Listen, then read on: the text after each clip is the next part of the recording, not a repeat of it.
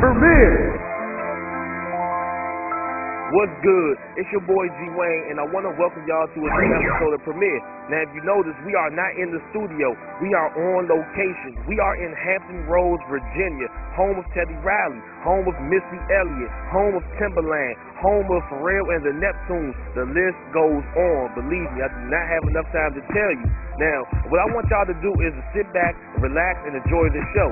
Now, first up, I have my man Joe Cook from the National Broadcasting Society. He's over at the Mid-Atlantic Black Film Festival that went on down here in Norfolk, Virginia. He did some interviews, talked to a few people. I want y'all to see what he did and what he got. Holla at your boy. You're watching Premiere.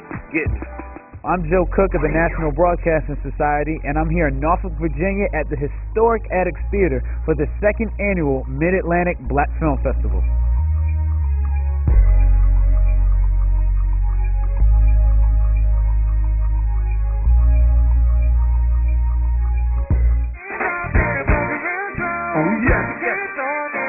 What's up, everybody? It's Joe Cook from the National Broadcasting Society here with Full Force. Let me get every one of your names. My name is Bow-Legged Luke. Paul Anthony. And I'm B. We talk about independent black film. It was the movie that Jamie Foxx won an Oscar for, Ray. That was an independent film.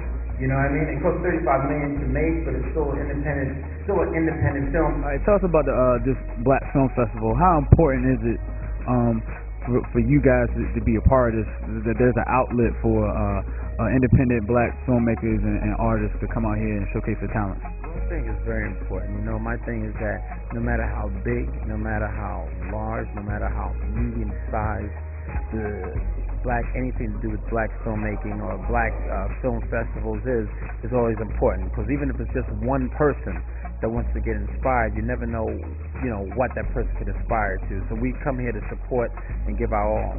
Gail Easley, who's running the situation, we came out here to support her thing and to be a part of it as well. And I think it's just very, very important, because you can learn, you just never know who the next Denzel Washington, or like you told me, your favorite artist in the world is Vanilla Ice. So when you get around with those people like that, you just never know. Actually, it's Nas. Anyway. I remember this young brother came up to us years ago, and he had this film, and he wanted us to be, bullies in this movie. And we did this film, and the guy that we had to beat up in the film, he said to us, "Listen, guys, this is my first film ever, so make the fighting scene you beat me up, make it really, really good." And we was in the studio like for 20 hours straight, so we was tired, so beating his ass is no problem. So that gentleman ended up being Blair Underwood. Now, they're most known for their work in House Party, but tell some of the students in Norfolk State some of the other things that y'all have done. Well, we came on the scene primarily as musicians, music producers, and the house started out as a group. Full Force is still a group, but we produced for so many people like Rihanna, Black Eyed Peas, UTFO, Fat Joe, Method Man, Little Kim, Lisa, and we got into it by producing. And the first act we ever produced was a group called UTFO. And the first song that we ever produced that became super huge was Roxanne, which my brother B-Fine was responsible for, because it was this concept, And same thing with Lisa, I Wonder If I'd Take You Home. And then from there, just the rest is history. Britney Spears, Backstreet Boys, James Brown. James Brown's last top 10 record was written and produced by Full Force, Static. We're in the current stages of actually doing a film next year of our same House Party characters. 10 years later, just got out of jail with the bouncers at the hottest club in town. It's going to be... What do you think is like one of the things that contributed to y'all's staying power? Just staying true to your elements, staying true to what you do. Also relationships, always know that this is the music business, and it's more business than it is music. The music is just a vehicle, but the business is what drives it. So the deal is, one thing I've learned from my brothers is that you must be cool with everybody. Don't take a secretary for advantage. Don't take advantage of the secretary. Don't think that she's just a secretary. Don't take the mail clerk. Don't take that exec. You don't know who's going to be who. I remember years ago, this guy came up to us. As a matter of fact, Teddy Riley, he had a big yacht party, and he invited us. I never met him at the time. He invited us. We came on down. He invited us. We came down. He walked in the club. He knew every one of us by name and started naming different things. And he said to us, he said, "Man, I came up to you guys years ago, and you was at Club Bentley's, and I was just asking you a bunch of questions, and you guys stood there and answered every question I had. You never know where somebody's going to be. You didn't know Teddy. We know Teddy was going to be Teddy. We were just being us. That's why it's very important, relationships in this business. You never know. Oh, yeah. Joe Cook of the National Broadcasting Society right here with Pusha T of the Clipse VA Zone. So Pusha T, you out here at the Black Film Festival. How important is a film festival like this where local artists can showcase their talents? How important is that? I mean, I think that's, what it is, I think that's like a big thing right now, like just having an outlet to showcase your talent. And I mean, a film festival like this coming around here locally has got to be a great thing. You know what I'm saying? I think we need to support all the events like this and really show that, there's a wide range and a wide variety of people out here who are into the arts. So for students really trying to get in this industry and those aspiring artists, what advice can you give to them? Just know exactly what you're getting into. This music industry has changed like right in front of my eyes. I've seen it change, numerous times, and just the protocol and the way that you go about being successful in it. So know exactly what it is that you're trying to do. On top of that, be as independent as you can. So what's some upcoming projects from the Clipse camp? Oh, we got the new Clipse album coming to the casket drops, and that's coming at the top of the year. Of course, we got the Play Clothes clothing line. One of the producers from the film Prince Among Slaves let the people know that they still need to be proud of their heritage. So we stand at a time to realize that we are a very strong people and that we must take our heritage seriously. We just saw the Prince Among Slaves, and one of the descendants, Artemis Gay's, here with us. We're going to ask you a couple questions. If you can sum it up, what has like the journey been like when you realized that you were related to this person, and the fact that so much history is in your family, and then to see it come across on film? How's that experience been like for you?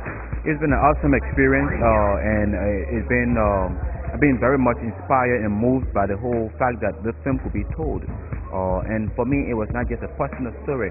For me, it was a story that transcends just me. It was our story, or African story, or people of African descent story, and America's story that had been hidden. And I felt that America needed to hear this story because it was important that we know our past, so that we can correct the mistakes of the past, so that tomorrow or today we can have a better future for ourselves. You have a website? Yes, our website is www.p as in Prince, I India, F Frank.org. So it's PIIFF.org. The Mid-Atlantic Black Film Festival is in its second year, and it's an annual juried competition and showcase for independent filmmakers from all over the world. Part of its mission is to enable audiences to experience the power of African American and African diaspora films. I'm here at the second annual Mid-Atlantic Black Film Festival with the executive director herself, Miss Gail Easley. Miss Easley, now you put together this event for all these independent filmmakers and artists of all genres. How important was that to you to have this event come to life? Well, it was important to bring this to Hampton Roads because there's so many stories out there about African Americans that are not being told on the screen that you would see in a regular commercial going or theater experience. And it was my intent to bring these stories here to the Attic Theater so that we could see ourselves portrayed in a very realistic, a very classic way.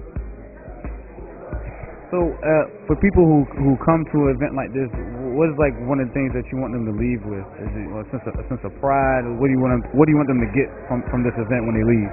Well, one of the things that we strive to do here at the Mid-Atlantic is to use the festival as a way for people to experience the power of African American and African diaspora films.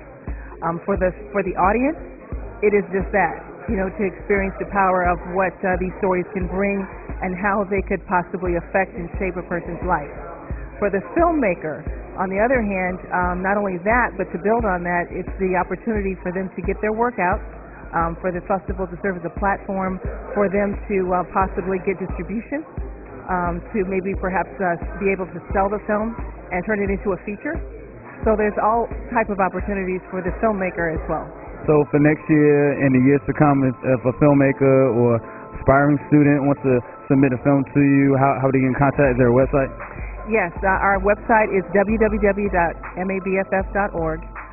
We submit through withoutabox.com, so all filmmakers are very familiar with it. And for those who are not, again, withoutabox.com is where you want to go to submit your films, not only to the Mid-Atlantic, but to any film festival throughout the world. Whew. I'm just coming out of the second annual Mid-Atlantic Black Film Festival at the historic Christmas Attic Theater in Norfolk, Virginia, and I had a wonderful time. I'm inspired, and you will be too if you come out here next year. So please be here next year. It was a great event. I'm Joe Cook for the National Broadcasting Society. We'll catch you next time.